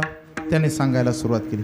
लागट केलं तिने आणि दोघांच्या गप्पा इतक्या उंचीला गेल्या आणि गप्पा मारता मारता त्यांचा संग झाला. त्याने सांगायला सुरुवात केली, अगं तुला तर माहिती ना, मी चाललो होतो तपश्चर्येला, गेलो होतो, आसन लावलं होतं, पण कोणीतरी येतंय आणि तिथं विष्णूचं नाव घेतंय, ओम नमो नारायण म्हणतंय, ओम नमो भगवते वासुदेवाय म्हणतंय, ओम वैष्णवे नमो म्हणतंय. हो, तुमच्या समोर त्याचं नाव घ्यायची ताकद कोणाची आहे? मी तेच सांगतो ना, जो नाव घेईल त्याची मी गर्दन मारतो, त्याचं मुंडकं धडा वेगळं करतो. आणि माझ्याच समोर माझ्या कानामध्ये ते नाव शिसवतल्यासारखं होतंय, मला वेदना होत आहेत, त्रास होतोय, अपशकून झाला, मला नाही थांबायचं तिथं, म्हणून निघून आलो. आणि परत पुन्हा उद्याच्याला दुसऱ्या अनुषंगाने नाविन्याने परत भजनासाठी जाईल, परत मी माझ्या साधनेसाठी जाईल. ते म्हणाले, नाही हो, तसं नसेल घडले काहीतरी, तुमच्यासमोर कोणाची ताकद नाही नाव घ्यायची. आता मी का वेडा आहे का म्हणे, मी का बाहेर आहे का? अगं तेच नाव घेते, पण विष्णूचंच होतं का? नारायण म्हणतंय, मी ऐकलं तर नारायण म्हणतंय, नक्की? हो, अरे चांगलं स्वरात म्हणतंय, नारायण नारायण नारायण. ते असं म्हणता म्हणता म्हणता त्या कयादूने त्या हिरण्यकश्यपूकडून 11 वेळा नामस्मरण करून घेतलं आणि तेवढ्याच काळात त्यांचा समागम झाला. आणि जशी पुरुषाची मनोवृत्ती असते तसाच गर्भ स्त्रीच्या देहामध्ये प्रवेश करतो. त्या पोटामध्ये जे लेकरू वाढायला लागलं, जो गर्भ धरला, त्या लेकराने गर्भातच भजन करायला सुरुवात केली. कोण होतं ते लेकरू? प्रल्हाद, भक्त प्रल्हाद. अशी भक्ती केली महाराज त्याने, अशी भक्ती केली, पाहे पा भक्तीचे नि अथिलेपणे. दैत्य कुळातला असून देवा आणिले उणे आणि माझे नृसिंहत्व लेणे जयाची महिमे. ज्याच्यासाठी मला नरसिंहाचा जन्म घ्यावा लागला ते लेकरू गर्भापासून नामस्मरण करतंय. हा कशाचा परिणाम? एक क्षणाचा. तो गर्भधारणा होते वेळेस त्याची मनोवृत्ती, त्याच्या मुखामध्ये भगवंताचं नामस्मरण होतं. DNA राक्षसाचा होता, पण पोटात कोणाला? भक्त प्रल्हादाला. हा एका क्षणाचा परिणाम. जर मरताना कारणीभूत क्षण आणि जन्माला येताना कारणीभूत क्षण, एका क्षणाचं महत्त्व एवढं असेल तर आयुष्यभर किती क्षण जगतोय आपण, त्या क्षणांना का व्यर्थ घालवावं? म्हणून तुकोबरायांनी सांगितलं, क्षणोक्षणा हाची, प्रत्येक क्षणाला विचार करा. देवाची द्वारी उभा क्षणभरी. महाराज, क्षणभंगूर भरवसा नाही ना, मग प्रत्येक क्षणाला आम्ही तोच विचार केला पाहिजे, क्षणोक्षणाला हाच विचार केला पाहिजे. काय? तरावया पार भव सिंधू. कारण त्याचं असं आहे, हा बाबा हे जे देह आहे हे पंचमहाभूताचं, हे नाशवाने, याचा कसलाच भरोसा देता येत नाही. हे काळ खाऊनच टाकणारे. त्यामुळे या देहाच्या संबंधाने जागृत व्हा. अभंगाचं दुसरं चरण. नाशिवंत देह, नाशिवंत देह, जाणार सकळ, जाणार सकळ, जाणार सकळ. नाशिवंत देह, नाशिवंत देह, नाशिवंत देह, जाणार सकळ, जाणार सकळ, जाणार सकळ. नाशिवंत देह, नाशिवंत देह, नाशिवंत देह, जाणार सकळ, जाणार सकळ, जाणार सकळ. नाशिवंत देह, नाशिवंत देह, नाशिवंत देह, जाणार सकळ, जाणार सकळ, जाणार सकळ. नाशिवंत देह. आयुष्य खातो काळ सावधान,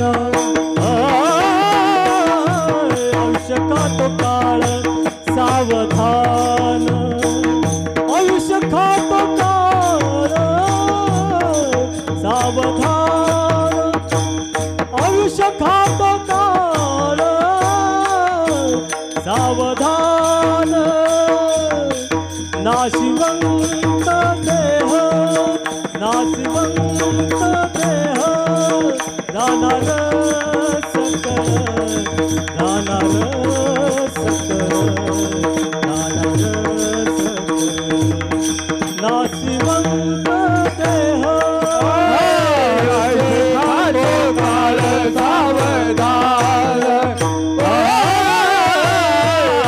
खातो काळ सावधान खातो काळ सावधान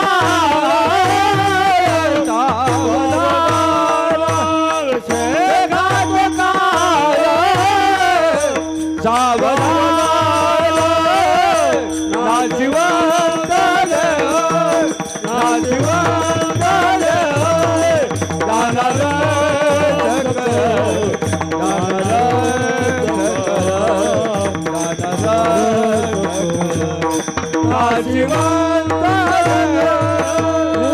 नाशिवंत देह जाणार सकळ आयुष्य खातो काळ सावधान आयुष्य खातो काळ सावधान नाशिवंत देह जाणार सकळ नाशिवंत देह आयुष्य खातो काळ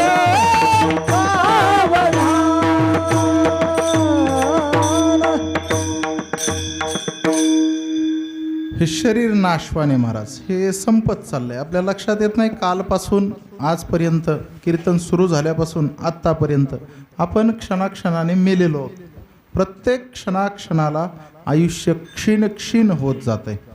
ह्याचा जर का विचार पटला एकदा की मग आपलं जगणं पालटून जाईल. आपण का जगतो हे महत्त्वाचं. का जगतो हे कळालं तर कसं जगतो याला महत्त्व राहणार नाही. का जगतो हे कळालं ना बस. मग कसं म्हणजे मला या आयुष्याचं सोनं करायचं आहे. इथं आलोय ना मी आलोय मला सोनं करायचं परत इथं न येण्यासारखी कृती करायची. मग त्याच्यासाठी जगत असताना मग माझ्याकडे 1 कपडे 2 कपडे 4 चपला 2 गाड्या 5 एकर जमीन 10 एकर जमीन काही घेणं देणं नाही आहेत. हे भौतिक आहे त्याला चिटकून राहत नाही माणूस. का जगतो हे कळायला पाहिजे. मला प्रत्येक क्षणाला हा विचार करायचा आहे. क्षणाक्षणाला मला विचार करायचा आहे. एकाच क्षणाने सगळं पालटते. एकाच क्षणाने एकाच. अर्जुनाला क्षणानेच गासलं. एका क्षणाने अर्जुनाची युद्धाची भूमिका झाली होती तयारी झाली होती. पाहतो म्हणे एक ठेवत नाही सगळेच्या सगळे मारून टाकतो. आणि जसं अर्जुनाने पाहिलं अहो त्या अर्जुनाने ज्याने निवात कवचाचा ठाव फेडिला पा जेणे संग्रामे हरू जिंकिला. भगवान शिवशंकराला त्याने जिंकलं एवढी ताकद होती त्याच्यामध्ये. निवात कवचाचा त्याने ठाव फेडला. तो अर्जुन मोहे कवडिला मोहाने कवडला कधी क्षणा माझी. एका क्षणाचा मोह झाला आणि अर्जुनाचा गांडीव खाली पडला. गलित गात्र झाला. म्हणले देवा लढायचं नाही मला युद्ध नाही करायचं. एका क्षणाचा परिणाम क्षणात तो ग्रासला. असे किती क्षण तुमच्या माझ्या वाट्याला येतील. अर्जुन जो देवाच्या सोबत सावलीसारखा होता तो क्षणामध्ये मोहग्रस्त होऊ शकतो. आपण कुणाच्या सोबत आहे बघा किती मोहग्रस्त होऊ शकतो आपण. आपल्याला जाणीवच नाही राहणार. म्हणून विचार हा वर्षाकाठी नकोच आहे. विचार हा महिन्याकाठी नकोच आहे. तो दिवसाकाठी नको आहे. तो विचार प्रत्येक क्षणाला असला पाहिजे. सतत नामस्मरण सतत नामस्मरण. जर का काळ शेवटचा आला माहीत नाही कोणता शेवटचा काळ आहे. क्षणभंगूर आपला भरोसा नाही ना. मग या शरीराचं महत्त्व पटवून घ्या. हे कधीही लयाला जाऊ शकतं. हे ज्याच्यावर उभं आहे तेच नाशवाने. कशावर. प्राण अन्नमय कोशामध्ये. अन्नमय कोशात पोटात आईच्या एखाद्या लेकरू वाढतं. ती आई जे काय खाते त्याचं ते रूपांतर होतं आणि ते लेकरू वाढतं. बाहेर आल्याच्या नंतर ते काहीतरी खातं आणि मग ते वाढत जातं. मृत्यू जवळजवळ येत चालतो. पण ते ज्याच्या ताकदीवर वाढलंय ते शरीरच आपला नाश करत राहतं. प्रत्येक वेळेस त्याला स्वयंनाश आहे. स्वतःचा नाश आहे त्याला. क्षणाक्षणाला ते नाशवान होतं. कारण अन्न रात्री राहिलेलं अन्न आपण सकाळी पोराला देत नाही म्हणतो ते खराब झालंय. त्या अन्नाने तयार झालेलं हे शरीर हे कसं टिकेल. म्हणून या शरीराचा भरोसा नाही. हे शरीर हे जाणारे जायाचे शरीर जाईल क्षणा जाणारच. तरी हा गोपीनाथ पावेची हे जाणारच महाराज क्षणार्धात याचं नसतं होत्याचं नव्हतं होणार आहे. मग ह्या क्षणाचा विचार करा बरं. नाशिवंत देह जाणार सकळ हा काळ आयुष्य खातो. या काळाची जाणीव करून दिली महाराज. आम्हाला पटलं बरं का. तुम्ही सांगितलंय. तास दीड तास झाला आम्ही ऐकतोय. क्षणाक्षणाला विचार केला पाहिजे. कळालं आम्हाला. शरीराच्या संबंधाने पण आम्ही जागृत झालो. काळ चाललाय, वाया चाललाय. मग आम्हाला सांगा ना याच्यातून बाहेर पडण्यासाठी काहीतरी प्रक्रिया सांगा ना. काय केलं पाहिजे याचं मार्गदर्शन करा ना. सांगा ना आम्हाला. तुकोबराय म्हणाले सांगतो ना.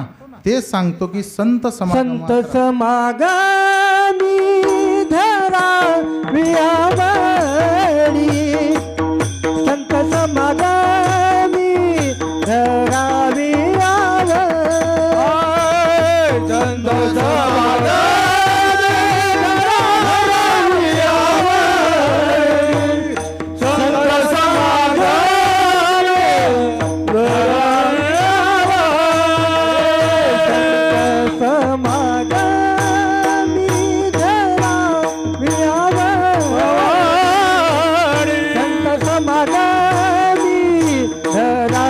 आवडी, संत समागमी धरावी संत समागमी धरावी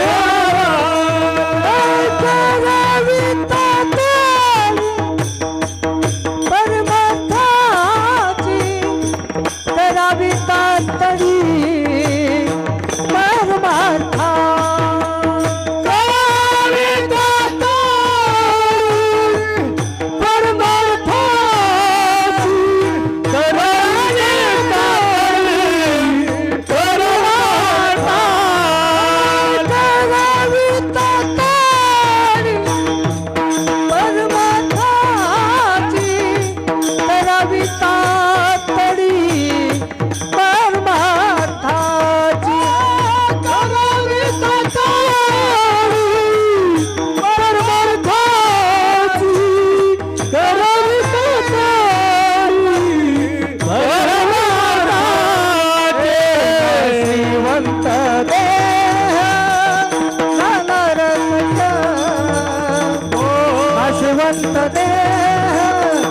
जाणार सकळ, नाशिवंत देह जाणार सकळ, नाशिवंत देह जाणार सकळ,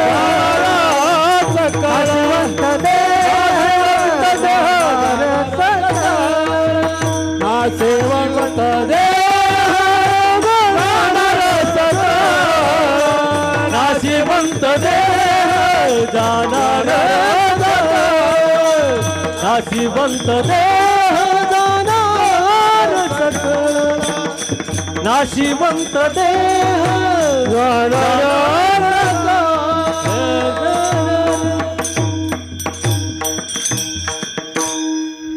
संत समागमे धरावी आवडी किंवा धरवणी आवडी. करावी तातडी परमार्थाची. घाई केली पाहिजे, लगबग केली पाहिजे परमार्थाला जाण्यासाठी. परमार्थाला जाण्यासाठी तेवढी तगमग केली. परमार्थात गेल्यावर तगमग गडबड करून उपयोग नाही. परमार्थाकडे जाण्यासाठी त्या मार्गावर, त्या भक्तिक्रिया मार्गावर जाण्यासाठी घाई करायची.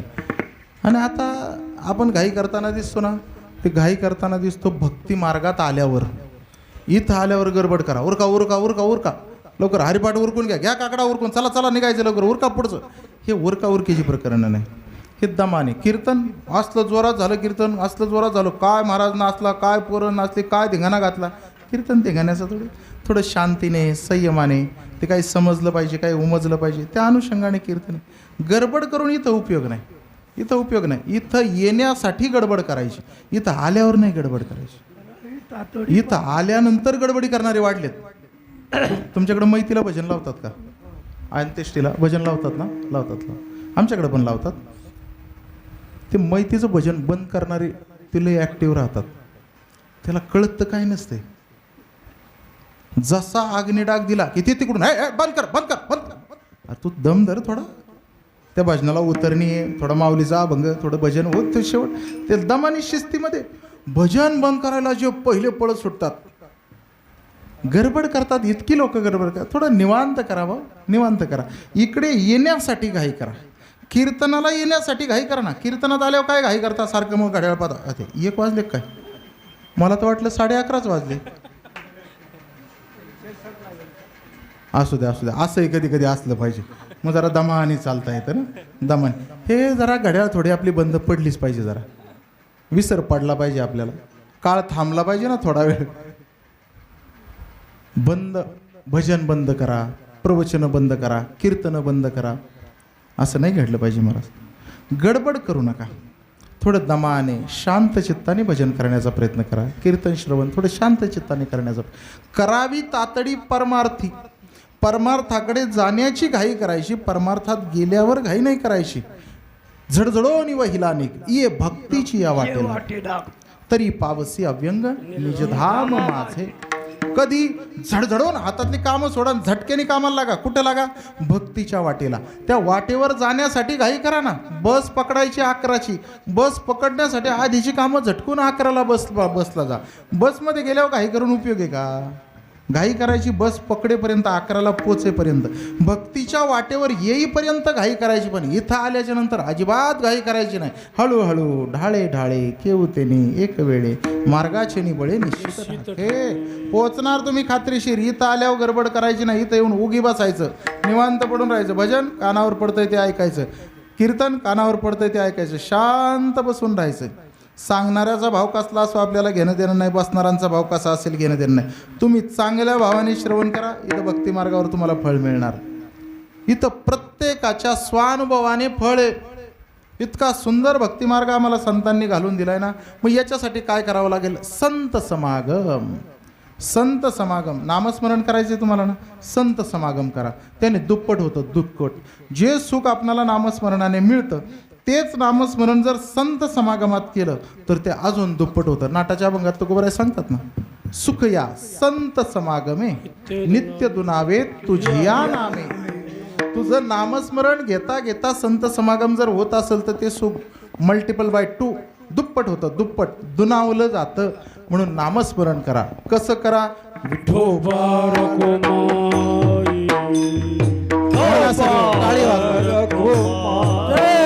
विठोबा रखुमाई, विठोबा रखुमाई, विठोबा रखुमाई, जय विठोबा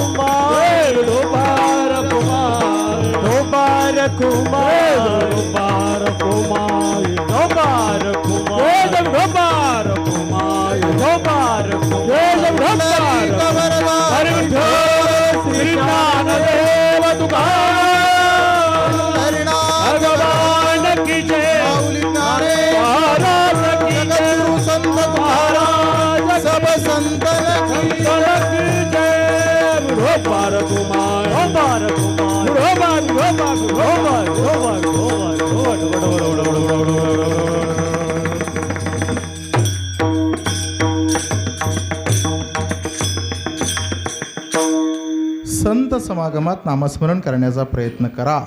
संत समागम धरा. संतांच्या सोबत हे बा आपल्या जीवनामध्ये एखादा संत यावा, एखादा पंथ यावा, एखादा ग्रंथ यावा.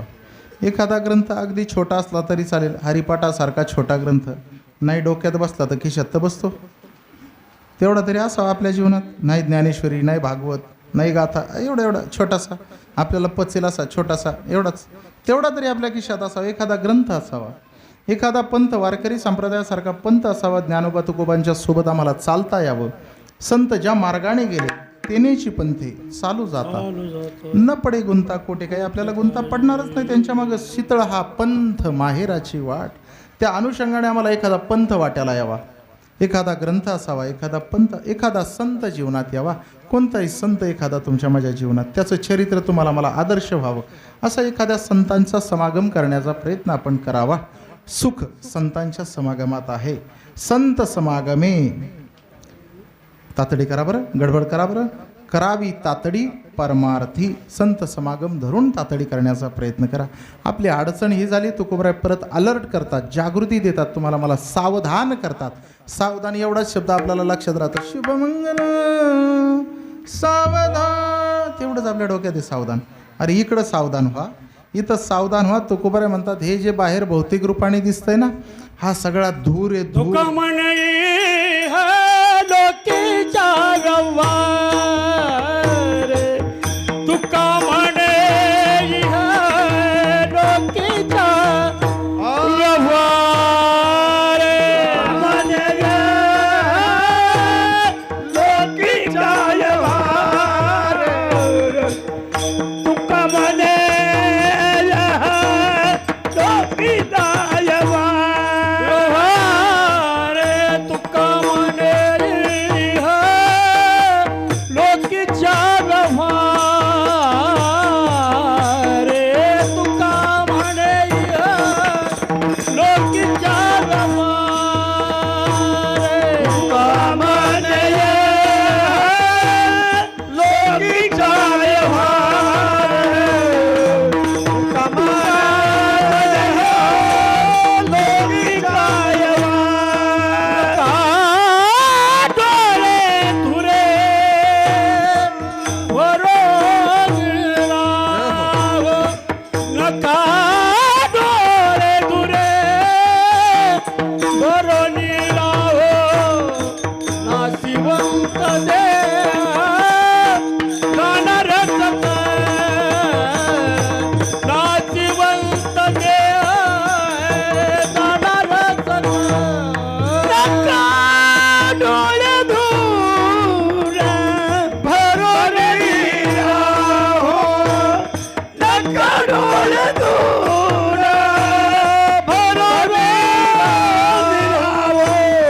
नाशिवंत देह दानवेच काय, नाशिवंत देह दानवेच काय, विष खातो काळ सावधान,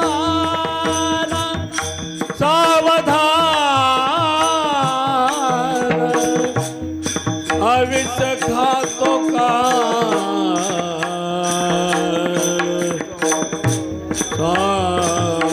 सावधान, अविष खातो काळ सावधान,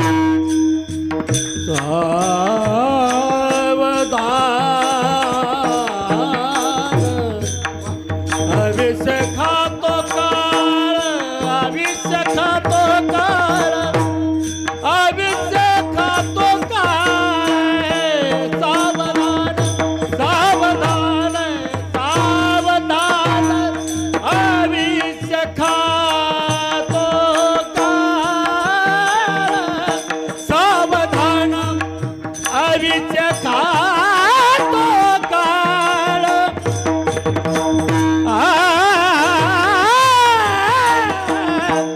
अविष, अविष, अविष खातो,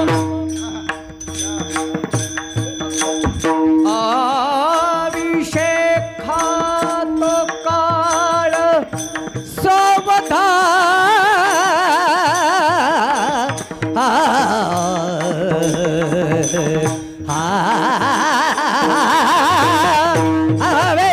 अभिषेक खातो काळ, सावधान, अभिषेक, अभिषेक, अभिषेक,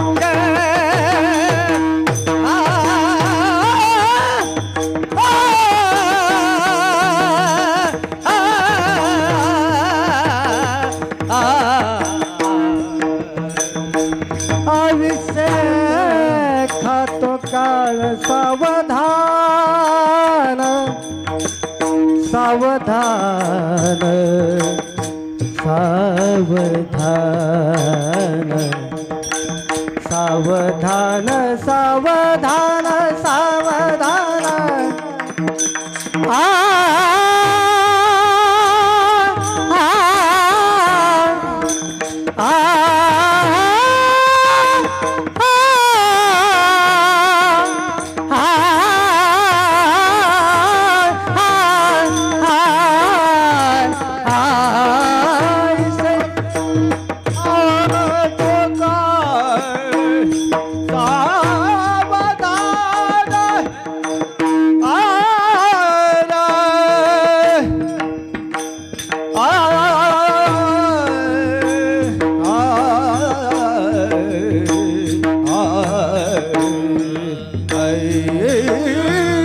जगा तो काळ सावधान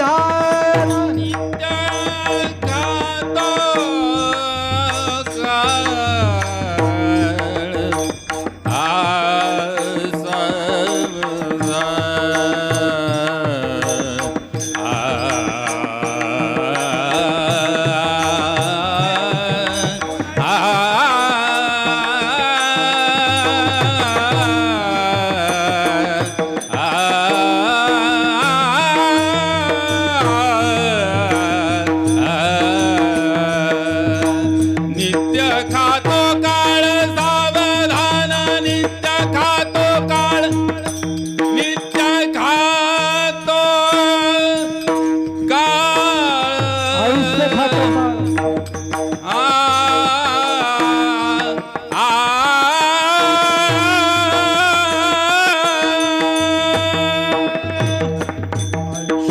खातो काळ सावधान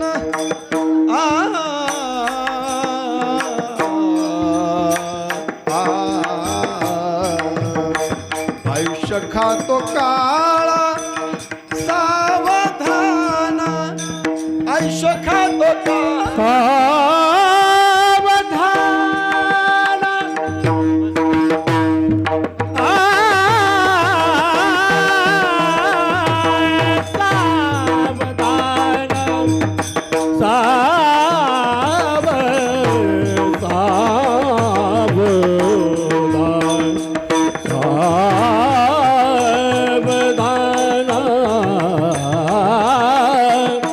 सावधान विष खातो अविष खातो काळ सावधान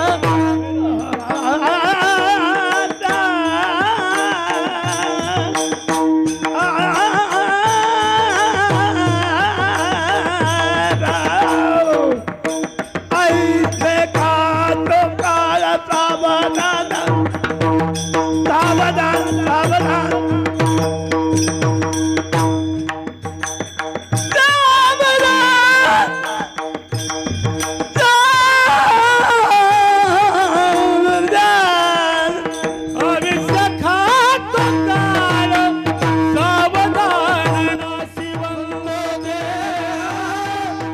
हरिभक्तपरायण शेखर महाराज जांभूळकर पुणे यांचे हे कीर्तन आपल्याला कसे वाटले कृपया कमेंट करा, लाईक करा, चॅनलला सबस्क्राईब करा आणि आपल्या सर्व आप्तेष्टांना शेअर करा. रामकृष्ण.